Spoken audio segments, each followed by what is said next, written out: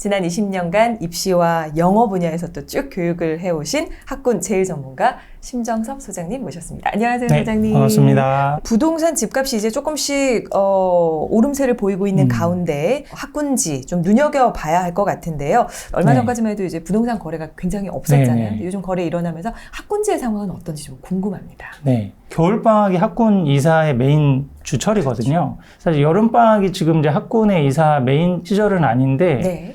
표를 하나 좀 준비한 게 있는데요. 매매라든지 아니면 전세 수요가 만약에 줄기는 했는데 학군지는 그래도 버티지 않겠느냐라고 했었는데, 대치동이 가장 대표적인 학군 아파트라고 할 수 있는 동 렉슬 같은 경우가 12월, 1월, 2월이 사실 겨울방학 그렇죠. 주된 어떤 이사 시기지 않습니까? 네. 근데 이 작년도 겨울 같은 경우는 총 전월세입니다. 매매는 빼고. 매매가 이제 사실 이때 거의 없었죠. 그렇죠. 다 이제 없어진 상황이었는데, 한 204건이었는데, 2022학년도 겨울방학 때는 124건으로 40% 정도 감소하는. 네.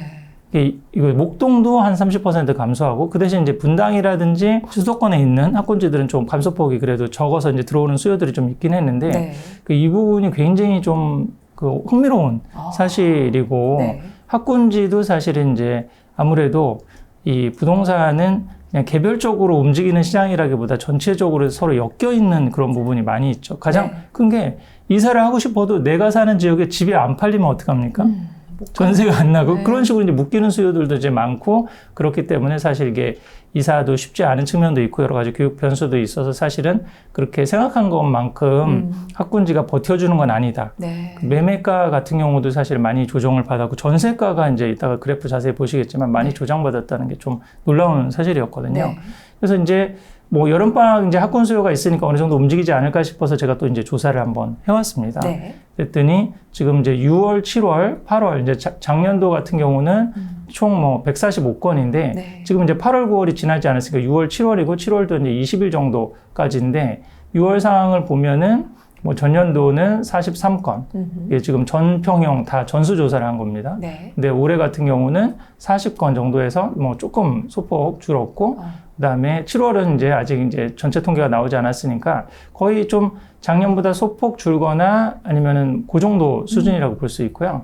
또 하나 눈여겨볼 거는 사실 겨울방학에 비해서 여름방학 수요가 한 반 정도밖에 되지 않는다라는 걸 사실 알 수가 있죠. 그러네요. 그러니까 지금 이제 부동산 회복기고 여름방학이고 그래서 많이 이제 학군지를 중심으로 해서 뭔가 다시 전세 수요도 살아나고 매매 수요도 살아날 거다라고 하는 거는 너무 이렇게 성급하게 얘기하기는 사실 쉽지 않은 네. 그런 부분이다.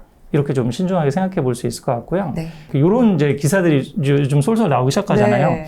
집값 회복에 신호탄을 쏘아 올리는 학군지, 학군지를 중심으로 해서 여전히 이제 다시 한번 이제 반등이 좀 일어나는 게 아니냐. 제가 좀 꼼꼼히 한번 그러면 팩트 체크를 한번 해보자. 어떻게 보면 이런 언론 기사를 봤을 때 우리 맹목적으로 그렇겠지. 왜 그러냐면 사람이 깊은 사고를 하지 않으면 네. 그냥 심리적으로 그럴 거야. 인과관계가 이렇게 되니까 학군이 좋으니까 당연히 안 떨어지겠지. 학군이 좋으니까 여기서부터 올라가겠지라고 하는 내러티브, 소설을 쓴다고 그러죠. 이게 팩트 체크를 하지 않고 사실 그 소설에 기반해서 이제 하다가는 어떻게 보면 쏠림이 되고, 그렇게 되는 걸 이제 투기라고 그럽니다. 사실은 투자는 넘버에 기초해서 해야 되는 거죠. 그 데이터와 이게 정말 오고 가는 게 있는지, 실거래가 있는지 이걸 봐야지, 남들이 이렇게 하더라라고 하는 그런 내러티브에 기초하게 되면은 사실은 이제 어떻게 보면 꼭지에 뭐 물린다든지 뭐 그런 투자에서 많은 그런 내용들이 있지 않습니까? 네. 그 부안해동에서 네. 그냥 마지막 막차를 타게 되는 이제 그런 경우가 상당히 많기 때문에 이런 기사들 나올 때 그럴 거는 같은데 한번 여기서 말하는 것들 하나하나 꼼꼼히 한번 체크해 볼까? 라고 하는 걸 한번 보는 관점에서도 좀 좋을 것 같아요. 이 기사를 보니까 잠원동 10만포 4차에서 전용 96 타입이 한 달에 5억이나 올랐다. 그리고 송도 뭐 13단지에서는 한 달에 1억. 그럼 이거는 이 얘기는 거의 우리 부동산 상승기 끝 무렵이었던 네. 2011년이나 2021년이나 이때 얘기 아닌가요? 이거 5억 오르고 막 2억 오르고 이러는 거 한 달 사이에. 네. 그러니까 이런 거 좀 같은 시기에. 뭔가 네. 요즘 엄청난 조정이 있는 시기에 사실 이러기 쉽지가 않은데 그럼 간단히 뭐 이 제목 기사만 보고 그래도 이게 좀 아실에 기초해서 아실 같은 거는 이제 한 달마다 통계가 나오지 않습니까? 그래서 이번 달에 뭐 상승률이 가장 높았던 실거래에 있는 것 중에서 이렇게 하는데 사실은 제가 이제 학군지도 쓸 때도 저는 이 실거래보다는 KB국민은행 그 시세, 중간 시세를 기준으로 하거든요. 왜 그러냐면 튀는 거래가 나타날 수가 있잖아요. 사실 너무나 이게 상식적인 거고 우리 부동산 투자하시거나 아니면 월부에서 공부하신 분들은 다 아시는 얘기일 거예요, 사실은. 근데 이제 처음 부동산에 접하시는 분들은 이렇게 언론 기사라든지 이런 거에만 기초해서 이제 보시다 보면은 혼동이 올 수가 있는 거죠. 네. 그럼 진짜 한번 여기 똑같은 아실입니다. 그러면 네. 신반포 4차에 있었던 거래량을 보니까 여기가 31평대 지금 말한 그 96 평형이죠. 데이터인데. 네, 94. 거기서 보니까 여기 매매가 이전 매매가 22억이었는데 이게 5억이 뛴 거래가 나타난 거죠. 네. 이 거래는 사실 튀는 거래인 거잖아요. 네. 여기서 하나 갑자기 튀는 거래로 나타나고 또 하나는 뭐 기사를 엄밀히 냉철하게 쓴다면 이전에 신고가는 32억이었습니다. 네. 그 32억에서 22억 떨어져서 10억 떨어진 얘기는 왜 안 하는 거죠? 그렇죠. 그렇죠? 그래서 지금 근데 22억에서 27억으로 5억 올랐다. 요게 이제 반등의 시작이다. 그럼 이렇게 올라갈까요? 이게 사실 쉽지 않은 그럼요. 얘기라고 하는 거죠. 그러니까 한두 건을 갖고 그리고 이 지금 신반포 4차가 엄밀히 말하면 학군 대표 아파트라고 하기는 네. 애매하다. 잠원동도 굉장히 좋은 학군입니다. 네. 좋은 학군이고 이제 점점 학군이 좋아질 가능성이 있는데 반포에서 학군 제일 선호하는 아파트는 그 레미안 퍼스티지라고 하는 래퍼라고 그 네. 근처에 반포중학교, 뭐 세화고등학교, 세화여고, 세화여중, 그다음에 덜위치라는 국제학교도 있습니다. 거기 뭐 이런 식으로 이제 학군이 형성이 돼 있고 또 하나는 반포 자이 이쪽이죠. 그렇죠. 원촌중학교라든지 반포고등학교라든지 3호 가든 메인 학원가가 그쪽에 있습니다. 그쪽에 있는 여기에 있는 학군 아파트들이 들썩들썩한다. 매매나 전세 이러면 이제 학군을 중심으로 해서 뭔가 움직인다. 이렇게 얘기를 할 수 있는데 신반포 4차는 그것도. 학군보다는 재건축의 그런 호재가 약간 있는 곳이죠. 옆에 원베일리라고 하는 대규모 사실 재건축이 들어가고 그쪽 잠원동 일대 계속 이제 재건축될 그런 조짐들이 있으니까 뭐 그런 면에서 교통도 좋죠. 뭐 모든 입지는 다 좋은데 반포에서 학군 넘버원은 아니다. 그렇죠. 뭐 예를 들어서 여기 학군 때문에 움직인다 그러면 학군 넘버원 아파트가 움직여야 된다라고도 분석을 해볼 수가 있죠.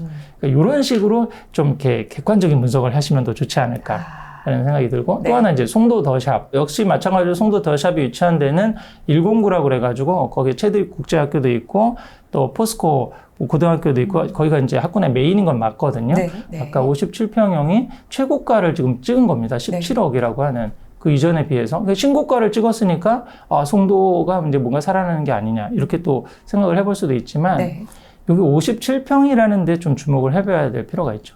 요즘 저출생 시대이기 때문에 집안의 아이들은 다 하나나 둘입니다. 맞아요. 그럼 학군 이사를 하실 때 우리 아나운서님께서 학군 이사를 해요. 그러면 30평대로 가시겠어요? 50평대로 가시겠어요? 당연히 30평대죠. 지금 저도 조금 기회가 돼서 지방에 내려가는 바람에 지금 네. 40평대에 한번 살아보고 있는데 네. 청소하느라고 죽습니다. 너무 지금. 넓습니다. 베란다 정리도 못합니다. 지금 애들 키우도 지금 바쁜데 네. 지금 언제 그 지금 40평대도 지금 감당이 안 되는데 근데요, 지금 네. 애들 키우는 그 학군 이주적인 관점에서 초등 자녀 키우면은 이 50평대 감당이 안 되거든요. 사실은. 네. 그러면 이거는 평당가 대비해서 이게 뭐 대형평이 좀 싸니까 뭐 투자적인 어떤 수요로 들어와서 그래 많이 좀 떨어졌으니까 뭐 이 정도는 뭐 사두는 거 괜찮겠다. 그런 투자 수요가 있을 수도 있죠. 뭐 정확히는 모르겠습니다. 이 네. 물건을 사신 분이 제가 학군 때문에 이사 오셨다고 그러실 수도 있죠. 근데 네. 뭐 그 사정은 사실 모르는 건데 아무래도 57평이 학군 그 평형은 아니다. 네. 30평대에서 굉장히 많이 늘어나고 여기서 신고가가 형성된다. 그러면 그렇죠. 뭔가 학군 때문에 오는 거다. 이렇게 생각할 수 있는데 네. 이것도 한번 이렇게 좀 냉철하게 팩트 체크를 해볼 필요가 있지 않을까. 네. 이 도곡 렉슬이 대치동에 있는 학군 대표 아파트거든요. 네. 아파트와 더불어 해서. 근데 여기는 좀 이제 새 아파트 20년 대치동에서는 20년 차면 새 아파트로 쳐줍니다. 네. 그러면 거기 40년 차 되는 아파트들도 많죠. 많고, 네. 뭐, 그거를 바라고도 또 학군 때문에 들어오는 수요가 굉장히 많기 때문에 이런 지금 상황인데, KB 시세 중위가격 기준으로 매매가는 전고가 대비 15% 조정을 받았고, 네. 전세가가 25% 조정을 받았습니다. 근데 요 그래프 한번 보실래요? 요 지금 회색이 전세가잖아요. 네. 학군지 아파트에서 전세가가 10% 이상 조정받은 데는 역사상 한 번도 없었습니다. 이거 역대급이거든요. 야, 그래서 이 부분을 어떻게 해석해야 되느냐. 네. 지난번에 제가 좀 말씀드렸거든요. 부동산 전체적으로는 사실 저보다 훨씬 훌륭하신 전문가들 많으시니까 또 뭐 제가 그것까지 일일이 다 뭐 총괄적인 분석은 하기 힘들지만 적어도 학군적인 측면에서 저는 이제 학군만 계속 5, 6년 이상 봤으니까 네. 이런 그래프는 제 지금 학군책 쓰고 난 이후로 처음 본다라고 하는 거죠. 처음 보시는 거예요. 학군지 전세 아파트가 이거 보십시오. 지금까지 조정을 이렇게 유지된 적은 한 7, 네. 8년, 뭐 3, 4년 정도, 2016년에서 2016년, 한 1년 반 정도 유지된 적은 있고, 네. 요 정도 한 5% 조정된 적은 있었는데, 여기 지금 전세가가 지금 16억에서 지금 한 12억 선까지 내려왔잖아요. 25% 조정된 게 역사상 있었나요? 없네요. 다른 학군지도 마찬가지고 네. 여기만 그런가? 뭐 이렇게 생각해도 지금 순회동 파크타운서 분당의 대표적인 학군 아파트입니다. 네. 여기 지금 그 이전 역사부터 한번 보죠. 2005년부터 해서 쭉 다 유지하거나 상승하거나 실거주기 때문에 유지하거나 상승하거나 올라갔다가 이때 좀 거품에서 올라갔다가 지금 한 뭐 4, 5% 조정된 거죠. 네. 근데 지금 이렇게 올라갔다 좀 4, 5% 조정되는데 여기서 여기까지 22.4% 조정된 적이 10% 이상 조정된 적이 학군 아파트에서 있었냐는 거예요. 그 이전에 그러면 역대급 폭등이 있었다라고 하는 거죠. 그 뭐 다 그 말씀하시는 거예요. 유동성 증세이기 때문에 이 정도 좀 올라가는 정도까지는 이해가 됐는데 여기를 지금 오버슈팅하는 부분이 사실 있었다는 거잖아요. 네. 그만큼의 조정이 좀 내려오는 거는 뭐 아무리 학군지 아파트라도 필요하지 않나라는 좀 생각이 드는 거고 네. 또 앞으로 매매가 추이도 이렇게 내려왔다가 지금 한번 여기가 바닥인가 싶었잖아요. 네. 그래서 다시 회복되나 싶은 구간이 있죠. 네. 그러면서 유지가 됩니다. 그래 맞아요. 회복되고 이제 올라갈 거야라고 생각하는데 요런 한 번에 더 위기가 올 수도 있죠.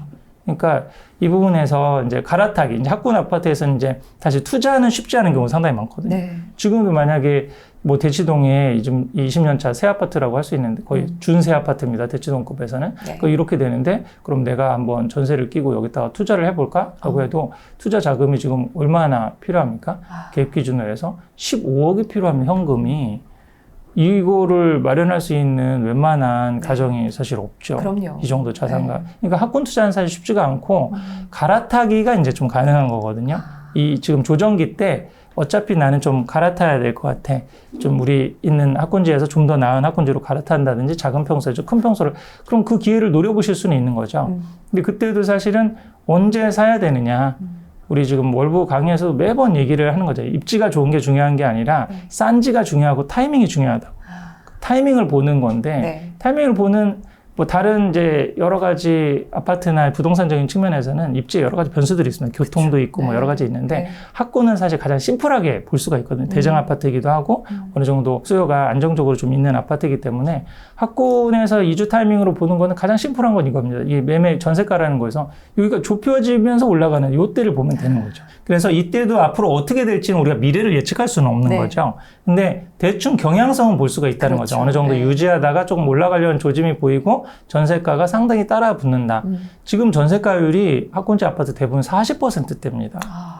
그러면 요때 요 정도 되면요. 네. 거의 한 6, 70 아무리 못해도 네. 사실 70%, 60%까지 올라오거든요. 그쵸. 전세가율이 한 60% 정도 올라오고 따라붙는 이 모습이 보이면 사실 이때는 엄밀히 말하면은 모든 우리 집안의 가용을 통틀어서 이게 요즘은 이제 금기어가 된 영끌이라고 하는 요거를 해설해도 네. 한번 그래 어차피 한번 가는 거고 네. 집 한 채 있어야 된다면 네. 요때가 기회구나 하실 수도 있어요. 근데 그러지 않고는 지금 상황에서는 조금 더 지켜보시는 지켜봐야 것도 되는. 예, 괜찮고 사실은 뭐 이따가 학군 언제 이사하냐 그런 고민에서도 그렇지만 무리하지 않는 선에서 우리 가정 형편에 맞는데 그러니까 10년에 한 번씩 기회는 온다는 거죠. 네, 10년. 그때를 좀 잘 기다려 두셨다가 그렇다고 이제 넉넉고 있으면서 언젠가는 감 떨어지겠지 이러면 안 되는 그러면 거죠. 안 되죠. 공부하고 있다가 요때구나. 우리 심 선생님이 얘기한 때 네. 아니면 다른 부동산 전문가들이 얘기한 때가 요때구나라고 하는 거를 잘 눈여겨 보셨다가 가정 형편도 맞으면 형편에 맞는 갈아타기를 하시는 것도 좋을 것 같습니다. 정말 소장님 얘기를 쭉 듣고 있으면 정말 확실한 데이터를 가지고 이 음. 근거 자료가 확실한가를 다시 한 번 더 팩트 체크를 하시고 네네네. 그 팩트를 가지고 또 합리적인 추론을 어떻게 보면 네. 하시는 거죠. 데이터를 기반으로 하는 거니까. 네네. 그러니 여러분 사실은 어떻게 보면은 그냥 나오는 기사 하나에 휩쓸리듯이 맞습니다. 네, 그렇게 결정을 하시기보다는 음. 지금 소장님이 이렇게 얘기해 주신 이런 내용들, 데이터들을 좀 꼼꼼히 보시면서 확인해 보시면 좋을 것 같아요. 네. 단순하게 학군지 덕분에 학군지 지역에는 아파트가 오름세를 보인다. 그렇게 단순하게 절대 파악할 일이 아니다. 지금 그럴 수 있는 상황이 아니다라는 걸 또 더 듣고 싶은 이야기가요, 소장님. 사실 인구수가 단순히 주는 게 아니고 아이들의 수가 줄고 있고 학생 수가 줄고 있는 네. 상황이에요. 그런데 과연 지금의 학군지 10년 후에 괜찮을까? 뭐 이런 생각도 많이 하실 것 같고 지난번에 저희 출연해 주셔가지고 인구 감소 시대 앞으로 학군지도 정말 좋은 학군지만 네. 계속될 것이다라는 얘기를 해주셨는데 또 계속해서 그 연장선으로 앞으로도 이 좋을 학군지와 이제 조금 위험할 학군지 이렇게 좀 네. 구분을 좀 해볼 수 있을까요? 사실은 이 교육시장이나 요즘 저출산이 굉장히 심각하기 때문에 작년에 태어났던 아이가 24만 7천 명 정도밖에 되지 않습니다. 우리나라가 유지되려면 60만 정도가 태어나줘야 네. 되거든요. 합계 출산율 0.78이라고 지금 그러잖아요. 네. 이런 지금 상황에서는 지난번에도 제가 말씀드렸듯이 이 학군이나 사교육은 10년이 앞으로 이제 마지막이라고 볼 수가 있습니다. 그 이유는 이렇게 좀 유지되는 듯 하다가 급격히 떨어지는. 그래서 네. 제가 이거 10년의 착시 현상이라고 그랬고, 제 그 얘기를 이 손주은 회장님께서 네. 저보다 사실 더 권위가 있으신 손주은 회장님께서 네. 여기 오셔가지고 똑같은 얘기를 해주셔서 제 얘기가 좀 더 힘을 받을 수가 있었죠. 10년. 손주은 회장님 그랬잖아요. 사교육 끝물이다. 이제 마지막 이제 데드캣 바운스라고 거의 보시면 되는 거거든요. 우리 주식 용어로 네. 얘기를 하면 폭락장에서 마지막 한번 튀는 듯한 그런 모습을 보여주는 거기 때문에 이렇게 지금 이제 위축되는 시장이면 넘버원, 넘버투 쏠림 현상이 더 심해질 수밖에 없거든요. 뭐 그러면 10년 뒤에 뭐 수능이 있을지 없을지 여러 가지 교육적인 변수가 있지만 교육에 그래도 관심 있는 가정이라고 그러면 우리 아이를 어디 가서 교육을 해야 되지? 라고 하면은 사실 전국에서의 넘버원은 대치동. 그렇죠. 그다음에 신도시에서 넘버원은 뭐 분당. 서울 서쪽에서의 넘버원은 목동. 뭐 강북에서의 넘버원은 중계동. 이런 식으로 각 영역별 1등은 굉장히 좀 유지될 가능성이 좀 많고 네. 지금 3, 4등 학군서부터 굉장히 좀 위축될 가능성이 좀 있다. 그렇게도 볼 수가 있습니다. 그래서 뭐 신도시 학군에서도 지금 사실 일기 신도시 대표 주자가 분당하고 일산이었는데 네. 지금 뭐 분당은 조금씩 또 아파트 가격이 회복되는 게 보인다고 그러잖아요. 네. 근데 일산은 거기 좀 전철도 하나 또 개통됐죠. 그 뭐 대국소사선인가요? 그렇게 개통해서 교통 호재도 생겼는데 일산 집값이 지금 잠잠하더라고요. 맞아요. 학군적으로도 굉장히 좀 위축돼 있다. 그러니까 이런 모습들이 조금 나타나는 지역들이 생기는 거예요. 이제 3, 4등 학군서부터 뭔가 근데 뭐 궁극적으로 이것도 사실 학군 때문에 그렇다. 일산에 있는 중학교, 고등학교 학력이 많이 떨어져서 그렇다기보다는 네. 결국은 강남 일자리 일산이라고 하는 건 광화문 기반으로 해서 금융이나 언론사 중심의 그 출퇴근하는 신도시 수요가 있었던 거잖아요. 그렇죠. 근데 그 수요도 거의 강남 쪽으로 네. 쏠림 현상이 일어나고 뭐 판교라든지 이런 뭐 부산이도 혁신, 됐죠. 네. 동남권이 자꾸 커진다는 네. 거죠. 최근에도 우리 좀 너나이님이 그 신도시 분석해 주시면서 네.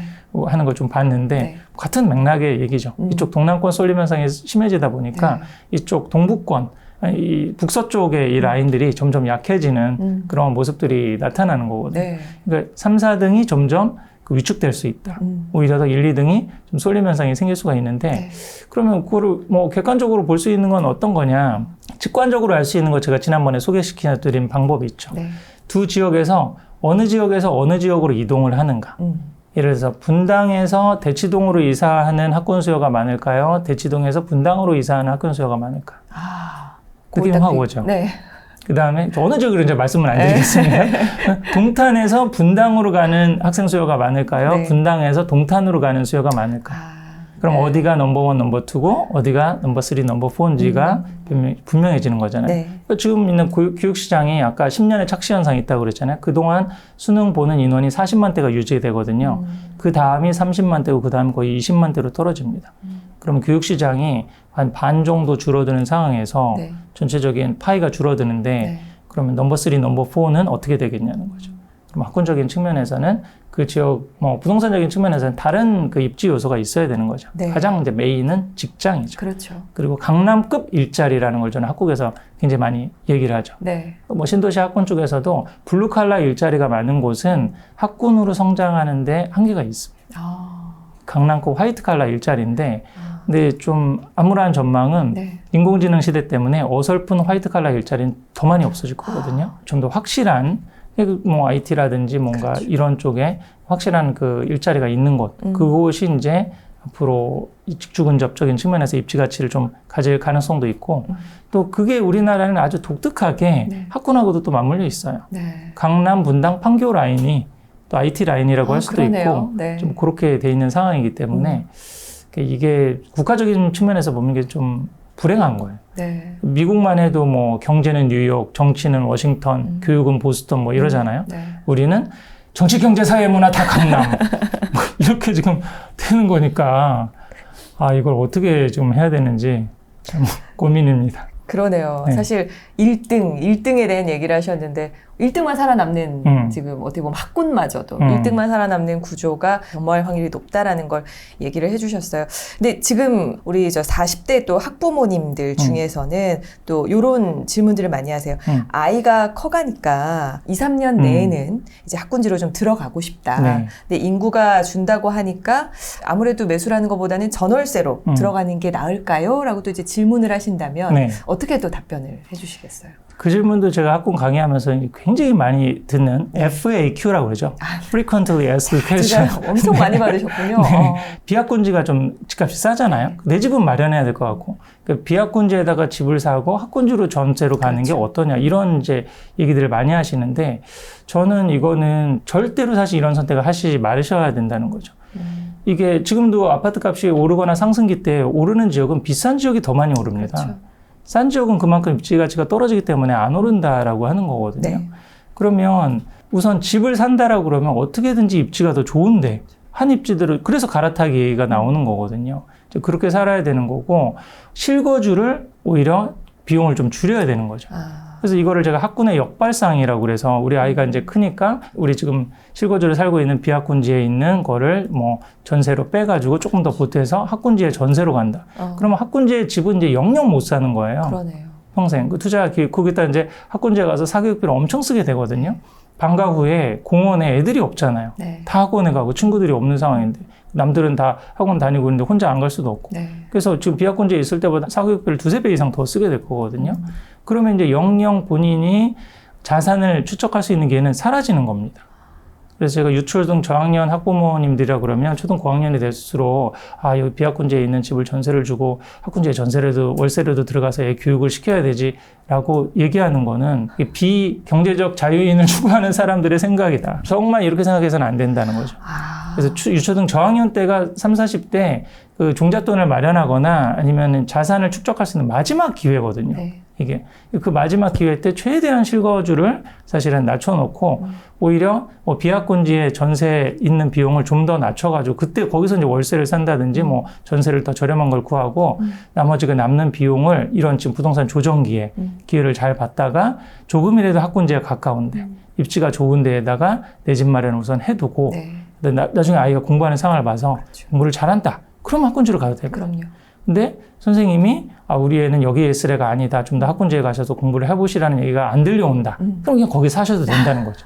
거기 사시면서 네. 우리 아이는 공부 쪽보다는 경제적 자유, 그다음에 돈 걱정하지 않고 자기가 원하는 거 할 수 있는 그런 행복한 삶을 네. 살 수 있도록 선택하는 거죠, 이제. 그렇게 해주는 게 더 현명하지 않을까 싶습니다.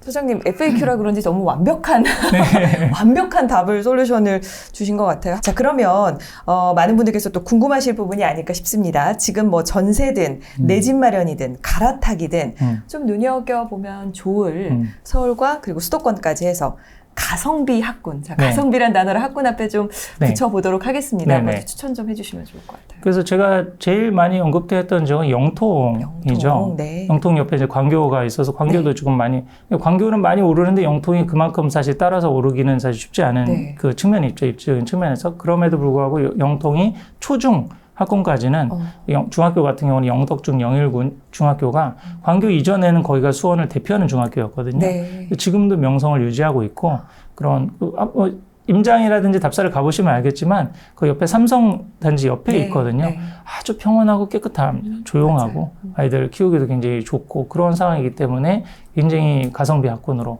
좀 추천할 만하고 네. 실제 실거주 비용이나 전세 비용도 굉장히 저렴하게 뭐 수도권에서 뭐 30평대로 거의 4억 전후로 구할 수 있는 네. 그리고 또 강남으로도 뭐 출퇴근도 어느 정도 광역버스, 그렇죠. 뭐 전철은 이제 광교 쪽으로 가기 때문에 네. 좀 어려운 측면이 있지만 그렇게 해서 하실 수 있는 측면도 있기 때문에 영통을 저는 많이 추천하고 있었고요. 네. 또 하나는 서부권에서는 의외로 부평, 부천이 이 부천이 이제 서울하고 좀 더 가깝기 때문에 비싸긴 하지만 부평이 인천 지역에서 좀 저평가된 학군이거든요. 네. 뭐 인천하면 딱 생각나는 학군지 어디세요?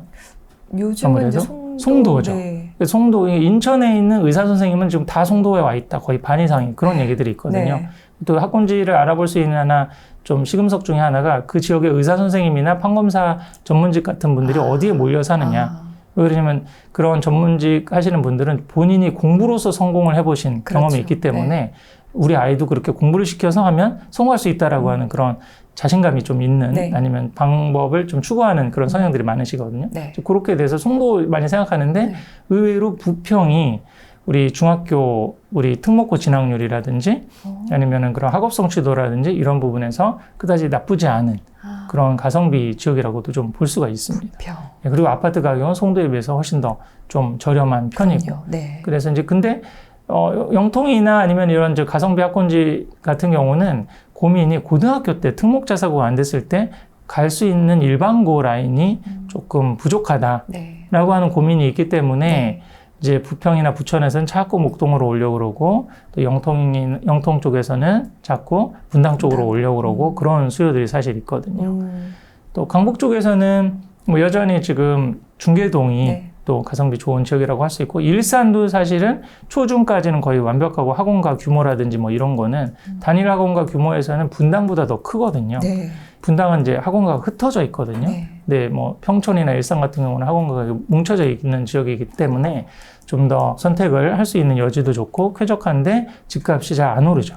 안 오른다라고 하는 건 아까 제가 말씀드린 대로 실거주 측면에서 굉장히 좀 저렴하게 하면서 중등까지는 큰 고민 없이 이제 보낼 수 있고, 그러니까 고등 때 정말 너무 공부를 잘하는데 갈 만한 학교가 없다 그러면 특목자사고 있잖아요. 네. 기숙사에 있는 학교를 보내면 되고 또 그런 어떤 선택지를 가질 수 있으니까 네. 지금 말씀드린 지역들은 요즘 이제 부동산 추이에서 점점 1, 2등 쏠림 현상이 있을 때 네. 그런 좀 선택할 수 있는 여지들이 있지 않을까 싶습니다. 우리 자녀분의 나이를 생각하셔가지고 초, 중등까지 네. 뭐 이런 어떤 그 연령대까지도 짚어주셨는데 일산 같은 경우는 고등학교는 자, 어떤 거예요? 일산이 이제 옛날에 비평준화 시절에는 분당의 서영고, 네. 일산의 백석고, 양대산맥이었거든요.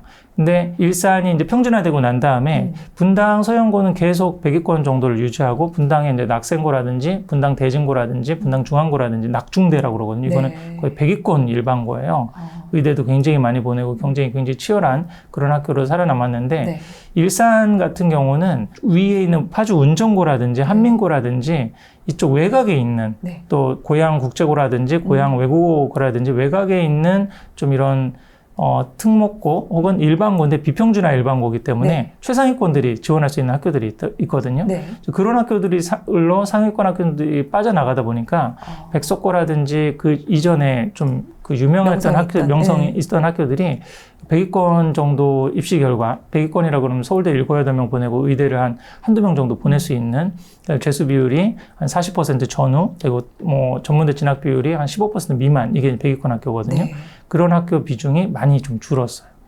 뭐 여전히 뭐 백석고나 주엽고라든지 몇몇 좋은 학교들이 좀 있기는 하지만 네. 아직은 좀 분당만큼 그러진 않고 좀 상위권 자원들이 자꾸 외곽에 그런 특목자사고라든지 아니면 비평준 일반고, 특히 파주 운정고라든지 한민고 이쪽으로 좀 빠지는 수요들이 있다.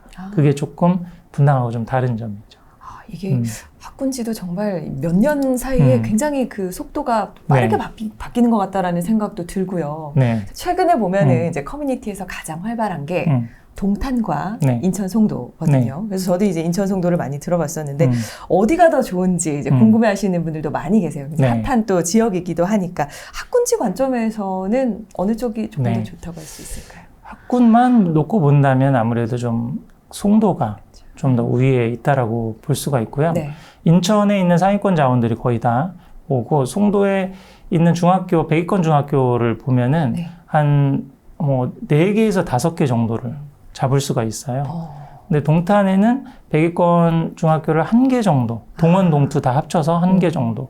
그러면 동탄은 사실 인구수도 많이 늘고 이제 초, 중등 자원도 네. 굉장히 사실 이제 많이 있거든요.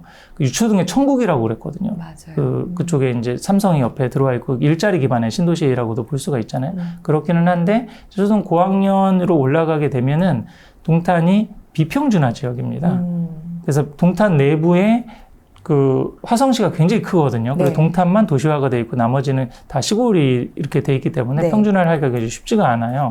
그렇다 보니까 이 본인이 특목 자사고급 학교가 안 됐을 때 갈 만한 일반고 라인업에서 굉장히 조금 약세가 있기 때문에 자꾸 분당 쪽으로 빠지는 상위권 자원들이 동탄 이제 5, 6학년 정도 되면 동원, 동투 다 공통으로 분당으로 가요. 근데 저는 이제 계속 동탄에 있으라고 많이 말씀드리거든요. 네. 중학교까지는 어느 정도 괜찮다. 네. 뭐 큰 별 차이는 없고 또 동탄에는 화성고등학교라는 네. 비평준화 최고 명문 학교가 있거든요. 네. 뭐 화성고 옵션도 있고 아니면 특목자사고 옵션도 있으니까 어느 정도 동탄에서 확실한 성과를 뭐 내지 않는다면 굳이 여기서 조금 애매한데 뭐 분당 가서 잘한다는 보장은 없으니까 그렇게 하라고 말씀은 드리는데 네. 뭐 그런 측면에서도 여러 가지 조금 그 학군 수요가 바깥으로 빠지는 수요가 있기 때문에 네. 송도는 인천 내 수요들은 다 모이고 네. 목동으로 안 갈 수요는 다 송도 쪽으로 온다.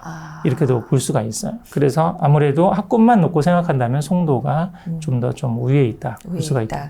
그래서 지금 그 소장님 얘기해 주시는 대부분의 이제 근거에 꼭 지금 등장을 하는 게 100위권 네. 학교라는 얘기를 네네. 많이 하십니다. 결국은 어떻게 보면은 얼마나 아이들이 또 그 안에서 또 공부를 또 어떻게 보면 경쟁적으로 열심히 하는지 성과를 어떻게 도출하는지를 100위권 이 학교의 순위를 보면서 조금 가늠을 해 보시는 거죠. 그 결국은 고등학교 기준으로 해서 인문계 고등학교 수능을 봐서 대학을 4년제 대학을 가겠다는 인문계 고등학교가 한 1,700개 학교가 있거든요. 네. 그 중에서 100위라고 하는 거예요. 네. 그다음에 200위 그 정도까지가 사실은 입시적으로 달렸을 때 유의미한 성과가 날 수 있는 인서울 탑 30위권을 갈 수 있는 학교권이라고 보여주고 300위권 이하는 최상위권 내신 1등급이나 전교 1, 2등 하는 아이들이 거의 이제 최상위 탑10 이상의 좀 학교를 갈 수 있는 그런 여지가 되기 때문에 결국은 이제 100위권, 200위권 학교가 어디에 몰려 있느냐가 학군을 결정하는 거고 네.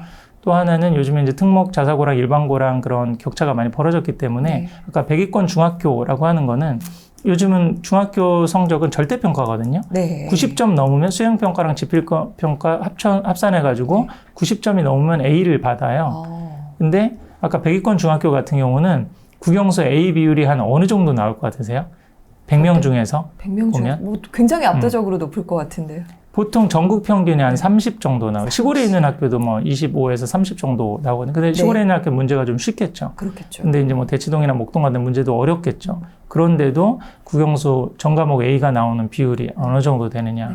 대치동이 한 50에서 60 정도. 평균은 뭐 85, 90 뭐 이렇게 지금 나오기도 하고 또 뭐 웬만한 이제 100위권 중학교라고 보면 거의 40에서 50. 반 이상이 90점 정도 맞는. 그러니까 이런 얘기를 하면 이제 그러니까 가야 되는구나.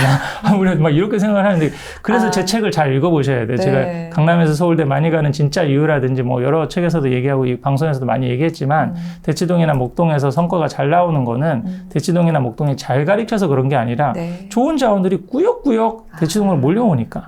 최근에도 상담 받은 게 우리 동작구에 사시는 우리 우등생 공부 잘하고 사당 쪽에서 공부 잘하는 애인데 초등 5, 6학년 되는데요.